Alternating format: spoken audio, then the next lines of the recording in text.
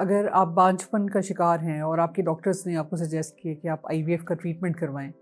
تو آپ سوچ رہے ہوں گے کہ اب میں کہاں سے کرواؤں، کس سینٹر کو میں چوز کروں، کس ڈاکٹر کو سلیکٹ کروں، میری سکسیس ریٹ کیا ہوگی، آپ پریشان ہیں. تو اس کے لیے میں کچھ کرائٹیریاز آپ کو بتانا چاہوں گی جس کو اگر آپ دیکھ کے فیصلہ کریں کہ آپ کو آئی وی ایف کہاں سے کرانا چاہیے، تو یہ آپ کی سکسیس کے چانسز کو بڑھا دیتے ہیں.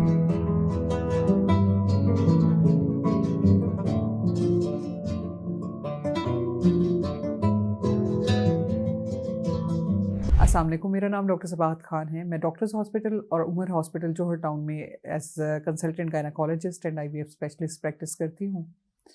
میں نے دیکھا ہے کہ پیشنٹس کو جب ان کی انویسٹیگیشن کی جاتی ہے بانجھپن کی،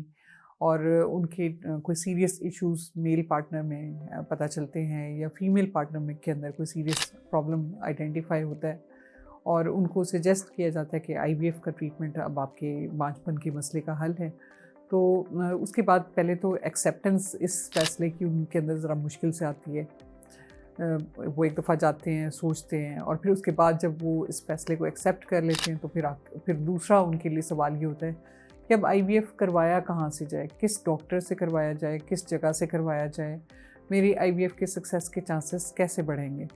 کہیں ایسا تو نہیں ہے کہ میں اتنا کاسٹلی ٹریٹمنٹ کراؤں تو سکسیس کے چانسز کم ہوں.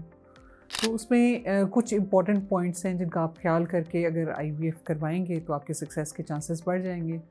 اس میں سب سے پہلے تو یہ امپورٹنٹ ہے کہ آپ آئی وی ایف کے لیے جگہ کون سی سلیکٹ کرتے ہیں. جس آئی وی ایف سینٹر میں آپ آئی وی ایف کروانا چاہتے ہیں وہ اوتھینٹک اور رجسٹرڈ آئی وی ایف سینٹر ہے.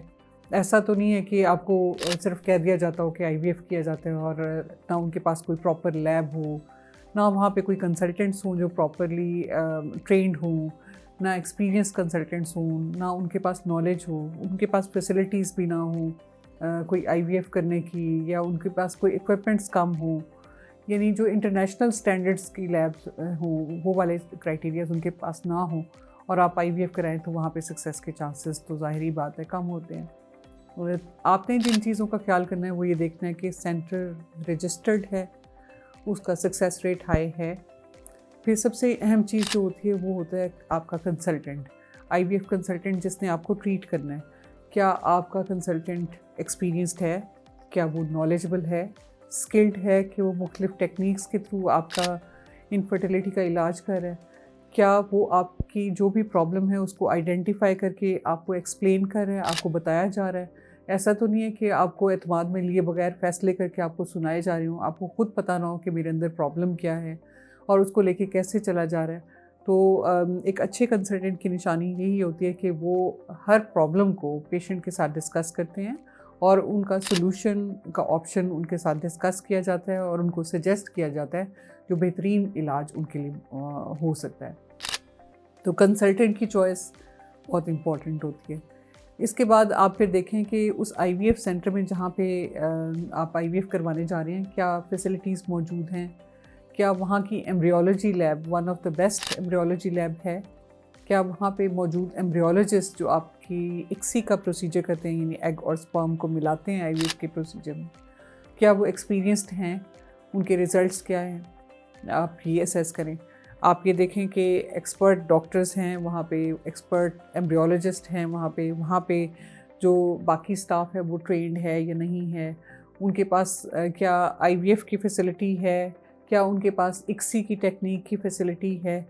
کیا وہ ایگ فریزنگ یا سپرم فریزنگ کا آپشن ان کے پاس موجود ہے یا نہیں ہے. آپ کے ایمبریوز بن جاتے ہیں، ایسا تو نہیں ہے کہ سارے کے سارے فریش ٹرانسفر کر دیے جائیں اور وہ کہیں جی ہمارے پاس فریزنگ کی ٹیکنالوجی نہیں ہے، تو فریزنگ کی فیسلٹی بھی وہاں پہ موجود ہے یا نہیں ہے. اگر میل پارٹنر میں کچھ سیریس ایشو ہے تو کیا وہاں پہ اینڈرولوجسٹ موجود ہیں جو میل پارٹنر کے مختلف پروسیجرز کے ذریعے سپرمس نکال کے آئی وی ایف کے پروسیجر کے ذریعے دے سکتے ہیں کہ نہیں. تو یہ سارے پوائنٹس بہت امپورٹنٹ ہیں. اس کے علاوہ آپ دیکھیں کہ ان سینٹرز میں کیا پری امپلانٹیشن جینیٹک ٹیسٹنگ کی فیسلٹی موجود ہے، کیا لیزر اسسٹڈ ہیچنگ کی ٹیکنیک ان کے پاس ہے، اور ان کا پیمنٹ پلان یا ان کی کاسٹ جو ہے وہ فیئر ہے کہ جس میں پورا کمپلیٹ پیکیج ہو، جس میں ساری کنسلٹیشنز آپ کی انکلوڈیڈ ہوں، آپ کے ٹریٹمنٹ کے دوران ہونے والے ٹیسٹ انکلوڈیڈ ہوں، آپ کے اوم پک اپ کا پروسیجر ہو लैब सर्विसेज उसमें इंक्लूडेड हों और आपके एम्ब्रियो ट्रांसफ़र की फैसिलिटी उस पैकेज में इंक्लूडेड हो, यानी आपकी कॉस्ट जो है वो फेयर आपको गाइड की जाए। ये सारी ये चीज़ें देखना ज़रूरी हैं। इसके अलावा आपका इंडिविजुअलाइज्ड ट्रीटमेंट प्लान, ये नहीं है कि एक ही ट्रीटमेंट प्लान सभी पेशेंट्स पे अप्लाई कर दिया जाए, क्योंकि हर पेशेंट का मसला मुख्तलिफ होता है। बाज़ औक़ात मेल्स में कुछ सीरियस इश्यूज़ होते हैं, बाज़ औक़ात फीमेल्स में होते हैं, और इन इश्यूज़ की भी वैरायटी है, यानी बहुत ज़्यादा कॉम्प्लेक्स केसेस भी होते हैं, और कुछ केसेस ऐसे होते हैं कि जिनमें माइनर प्रॉब्लम्स होते हैं, तो उसके मुताबिक उनको ट्रीटमेंट दिया जाता है। हर पेशेंट की डोज़ दूसरे पेशेंट से मुख्तलिफ होती है, हर पेशेंट का ट्रीटमेंट प्लान मुख्तलिफ होता है, और ये डिपेंड करता है आपके एक्सपीरियंस कंसल्टेंट पे कि जो आपको आपके ट्रीटमेंट को प्लान करते हैं। तो ये देखना ज़रूरी है कि इंडिविजुअलाइज्ड ट्रीटमेंट प्लान दिया जाता है आपको कि नहीं। और जब आपका ट्रीटमेंट हो रहा होता है तो उस दौरान आपको काउंसलिंग और आपको सपोर्ट की फैसिलिटीज़ मौजूद होती हैं कि जिस वक्त आप परेशान हो, आप ट्रीटमेंट के दौरान आपको कोई प्रॉब्लम हो, तो क्या आपके डॉक्टर्स आपको आपकी उस प्रॉब्लम को एड्रेस करते हैं या नहीं। अगर आप इन सब पॉइंट्स का ख्याल रखेंगे तो इंशाअल्लाह ताला आपकी IVF की सक्सेस के चांसेस बढ़ जाएंगे।